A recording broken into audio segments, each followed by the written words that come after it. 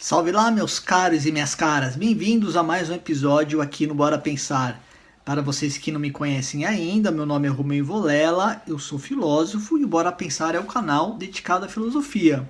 Então, se você curte filosofia, quer expandir o seu repertório intelectual, aproveite, já se inscreva no canal e dê uma curtida no vídeo, porque isso ajuda o algoritmo do Google a disseminar esse vídeo para mais pessoas. Este vídeo aqui é um remake de um episódio que se chamava Equilíbrio de Nash, que era o último episódio de uma série de 3 que eu fiz sobre a teoria dos jogos. Romeu, por que você resolveu refazer o episódio do Equilíbrio de Nash? Porque tinha um erro que um colega nosso me mostrou. O resto do vídeo, 95% estava certo, mas este erro eu achei importante eu corrigi-lo refazendo o vídeo. Já que eu sou o curador do meu próprio canal, quando acontecer isto, eu regravo apontando o erro, porque o importante aqui é o aprendizado. A hora que eu chegar nesse ponto específico, eu vou dizer para vocês onde foi que eu errei. Que é no resultado da célula do dilema do prisioneiro, eu disse que o equilíbrio de Nash era numa célula, quando na verdade era na outra. Vamos fazer uma breve recapitulação do que nós conversamos até agora sobre a teoria dos jogos. Eu fiz um episódio onde eu apresentei a teoria dos jogos, onde eu mostrei para vocês que o problema que a teoria dos jogos trata, que é a forma de decisão, a teoria de decisão, a racionalidade das pessoas envolvidas numa interação, levando em consideração a forma como as outras pessoas vão agir. Isto está no cerne do que nós chamamos a teoria dos jogos. Isso é muito antigo. Contei lá que isso já aparecia no diálogo Laques de Platão sobre a coragem. Depois nós falamos sobre o conquistador espanhol Hernán Cortés, que usou a mesma teoria para resolver os seus problemas na conquista do Império Azteca. Nós falamos do Thomas Hobbes, também no livro Leviatã, que ele tratava o porquê da necessidade de se ter um tirano, e eu coloquei ali um exemplo que acaba justificando a necessidade de você usar a tirania, porque os agentes podem sacanear, né, os cidadãos podem sacanear uns aos outros, mas tudo ali envolvido, permeado nos fundamentos da teoria dos jogos. Foi um episódio que fez um super sucesso, então se você ainda não viu, vá lá, porque o episódio é super longo e eu não tenho como reduzi-lo, trazer um resumo aqui, o episódio número 23. Depois eu fiz o episódio 25, onde nós conversamos sobre o dilema do prisioneiro. O que é o dilema do prisioneiro? O dilema do prisioneiro é uma implementação de dois matemáticos que trabalhavam numa empresa chamada RAND, que é uma empresa de consultoria. Eles prestavam serviços, não sei se prestam ainda, para o governo dos Estados Unidos. A teoria dos jogos a teoria apresenta vários problemas, e o dilema do prisioneiro é uma implementação técnica, uma representação de um dos problemas que aparece nesta teoria. Também foi um episódio que fez bastante sucesso, é o episódio número 25. Você vai lá e você vai conferir como que é o jogo. Eu mostro a dinâmica do jogo, o resultado final, e só pegar a minha colinha, eu vou mostrar a matriz do jogo. A matriz, para você que não sabe, a matriz é uma forma de representação da interação entre os jogadores, tá? Você pode representar em forma de matriz, você pode representar em forma de árvore. São conceitos que estão ali na teoria dos jogos. Vocês podem ver que tem o jogador número 1 no jogador número 2. Existiam duas estratégias possíveis, confessar ou recusar. Mais uma vez, se você não sabe do que eu estou falando, vá lá no episódio 25 que você vai entender. Eu super recomendo você ver esse episódio antes de ver este episódio do Equilíbrio de Nash. E vocês lembram que o resultado acabou sendo a célula 11. Os dois jogadores confessam e os dois jogadores eles vão acabar cumprindo uma pena de 5 anos de prisão, ganhando 2 pontos. Daí vocês podem acompanhar que o jogo ele tinha 4 funções. o jogador ganhava mais pontos quando ele conseguia escapar da cadeia, que era a função ali Go Free, e ele ganhava menos pontos quando ele puxava 10 anos de cadeia. O resultado do jogo acaba sendo o terceiro melhor, porque eles cumprem ambos 5 anos de cadeia, cada jogador ganha 2 pontinhos. Esse é o resultado do dilema do prisioneiro. Beleza. Daí, este episódio específico é sobre o equilíbrio de Nash. O que é o equilíbrio de Nash? O equilíbrio de Nash é um modelo matemático criado pelo matemático John Nash. Você já deve ter visto aquele filme Uma Mente Brilhante com Russell Crowe interpretando o matemático John Nash. Eu já vou falar sobre esse filme, um trecho do filme, inclusive, que eu vou compartilhar aqui no vídeo. Romeu, quando que acontece o equilíbrio de Nash? Primeiro vamos focar na palavra equilíbrio. Na teoria econômica, o que eles querem dizer como ponto de equilíbrio é a solução de um jogo. A solução de um jogo, ele é o equilíbrio. É quando o sistema está estável. São os mesmos princípios que há num equilíbrio num sistema físico. Quando você tem forças causais que estão em harmonia, elas atingem um equilíbrio, desde que nenhuma força exógena, uma força externa, desequilibre esse sistema. Então, a solução de um jogo a partir daquilo definido na teoria dos jogos é o que eles chamam de equilíbrio ou ponto de equilíbrio. O John Nash ele mostrou esse ponto matematicamente, né? Ele criou uma teoria matemática para mostrar como esse ponto de equilíbrio surge e como é que você pode atingi-lo. No caso do dilema do prisioneiro, e foi aqui que eu cometi um erro que um colega nosso me corrigiu, o equilíbrio acontece também na célula 11 e não na célula 22, como eu tinha falado anteriormente. Erro meu, erro aqui corrigido. Romeu, por que acontece o equilíbrio de Nash na célula 11? O equilíbrio de Nash acontece quando os jogadores, buscando a máxima recompensa possível, que na teoria dos jogos eles chamam de payout, eu quero o quê? Eu quero a maior fatia do bolo. E você também quer a maior fatia do bolo.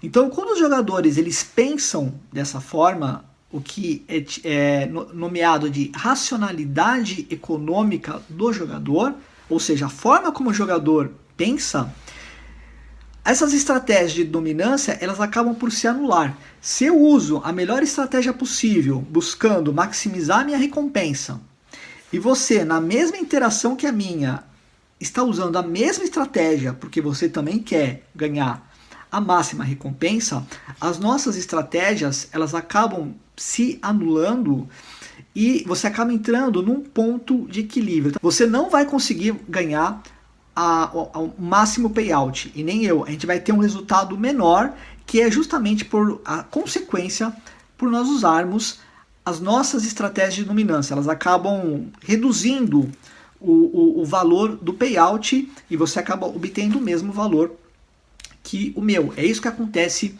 no equilíbrio de Nash, que é o que acontece no dilema do prisioneiro. Os dois resolvem confessar, os dois estão usando o que é uma estratégia de dominância, e essas estratégias de dominância elas acabam ali por se confrontar. E daí você tem o resultado da célula 11, 2 pontos para cada um.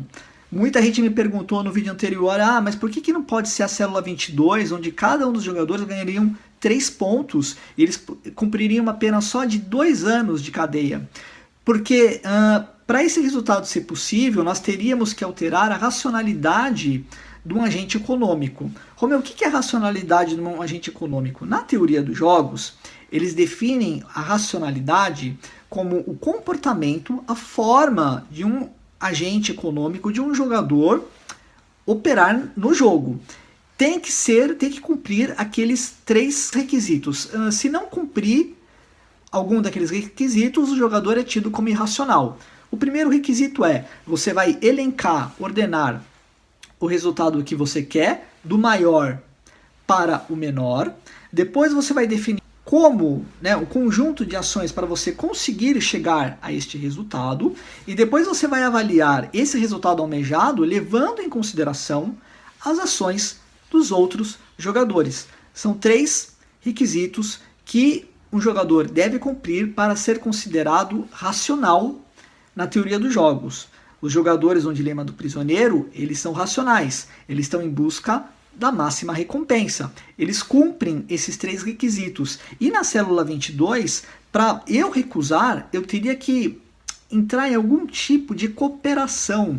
Eu teria que esperar que o outro jogador colaborasse comigo. E isto na teoria dos jogos é tido como tip talk, conversa barata.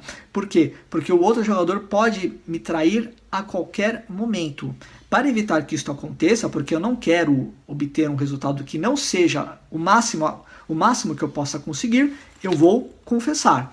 Mas olha, isso acontece por causa da forma como a racionalidade econômica está definida na teoria dos jogos.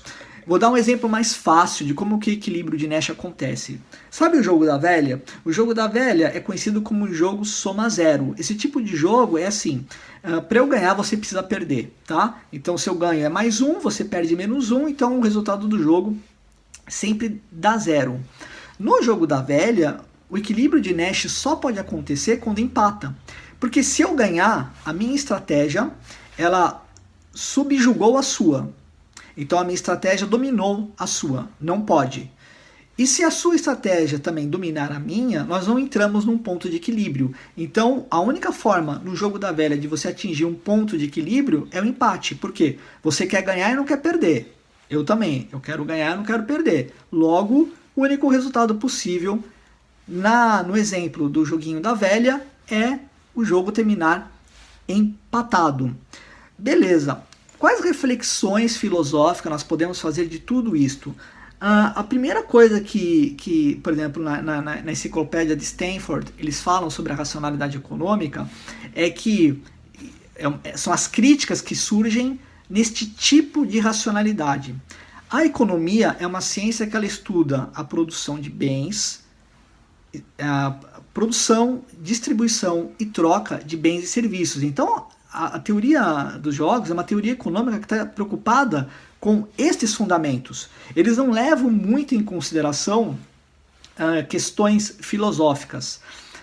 Então a filosofia, a primeira coisa que ela vai questionar é esse tipo de racionalidade que é definido na teoria econômica. Por exemplo, não se leva em consideração a empatia. Aparecem pontos ali na enciclopédia de Stanford que eu acho um pouco exagero. Feminilidade, que você já vê que são consequências dessas discussões que nós estamos tendo, isso aparece para todo lado, tá? Não é que eu não acho que elas não sejam importantes, mas eu acho que há exagero, e aqui no caso eu acho que é exagero, porque senão nós teríamos que colocar também a masculinidade. Mas vamos ficar com a empatia. A empatia é colocado por alguns filósofos, olha, vocês não estão levando em consideração outras propriedades da racionalidade, como a empatia que poderia dar à racionalidade um resultado diferente. Primeira coisa que nós precisamos pensar. A outra é, vamos pegar um exemplo prático. O ex-presidente americano Donald Trump, ele tinha uma política que chamava America First. Bom, se é first, alguém vai ter que vir em o quê? Em second, né? Alguém vai ter que vir em segundo, em terceiro. Ou seja, o que o Trump queria? Maximizar o payout do comércio americano. E daí ele usou como uma política econômica aumentar as taxas de produtos chineses, porque o maior déficit do comércio americano é com a China. Ele fez isso no primeiro momento e os resultados foram muito positivos. Ele conseguiu reduzir em 60 bilhões de dólares, muito dinheiro, o déficit que ele tinha com a China. Mas em contrapartida, o que a China fez? Usou a mesma estratégia usada pelo governo norte-americano.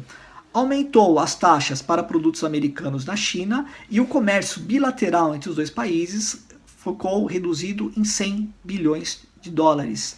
Então, é legal você ver aqui, porque eu acho que o equilíbrio de Nash permite você pensar como essa teoria ela é aplicada em estratégias entre as nações, né? Então você vê, os Estados Unidos usou uma estratégia de dominância, a China lá usou a mesma. O que aconteceu? O resultado acabou meio que se acomodando, porque os Estados Unidos não conseguiu aquilo que ele queria, porque ele ganhou por um lado e perdeu pelo outro. A China também teve uma redução nos seus números econômicos e como consequência houve uma queda no comércio mundial, porque se os Estados Unidos e a China não estão bem, o resto do mundo vai junto.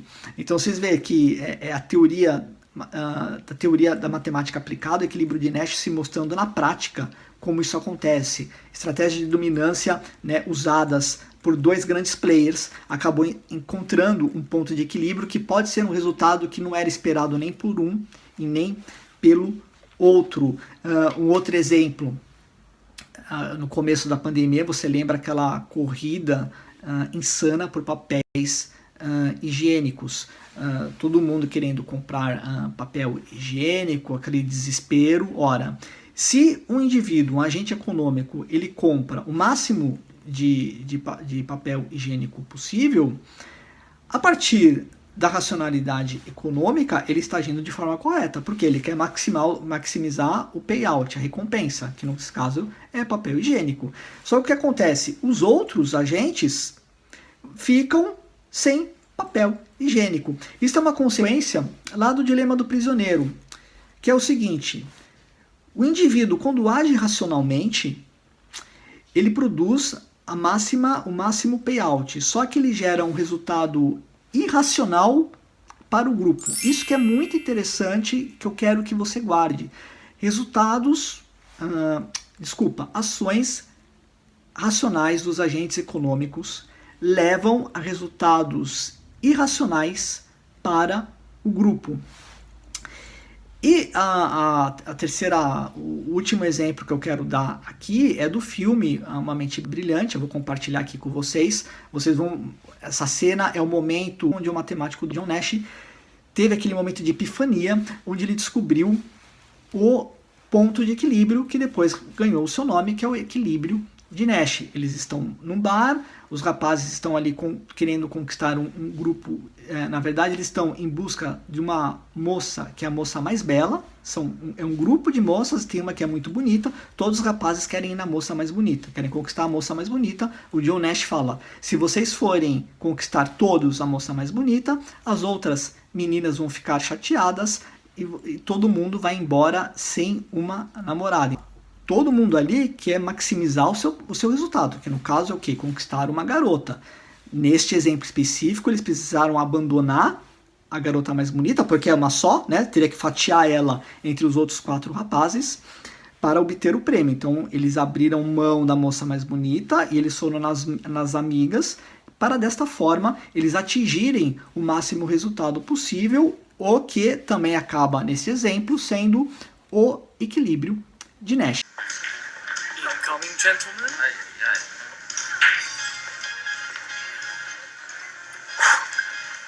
Deep breaths. Nash, you might want to stop shuffling your papers for 5 seconds. I will not buy you gentlemen beer. Oh, we're not here for beer, my friend. Oh. If anyone else feels she should be moving in slow motion. Will she want a large wedding, you think? Should we say swords, gentlemen? Pistols at dawn? Have you remembered nothing? Recall the lessons of Adam Smith, father of modern economics. In competition, individual ambition serves the common good. Exactly. Every man for himself, gentlemen. Yeah, and those who strike out are stuck with their friends. I'm not going to strike out. You can lead a blonde to water, but you can't make a drink. I don't think you said All that. right, nobody move. She's looking over here. Right, she's looking at Nash. God. All right, he may have the upper hand now, but wait until he opens his mouth. Remember the last time? Oh, yes, that was the history books.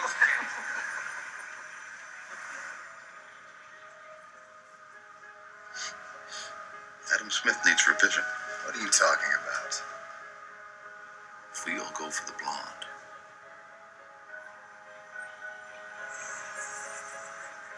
we block each other.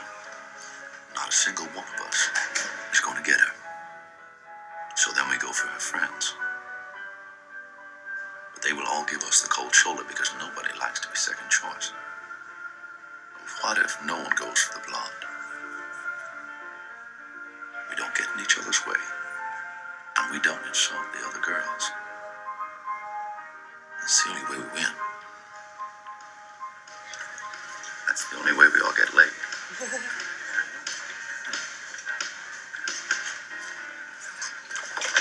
Adam Smith said, the best result comes from everyone in the group doing what's best for himself, right? That's what he said, that's right?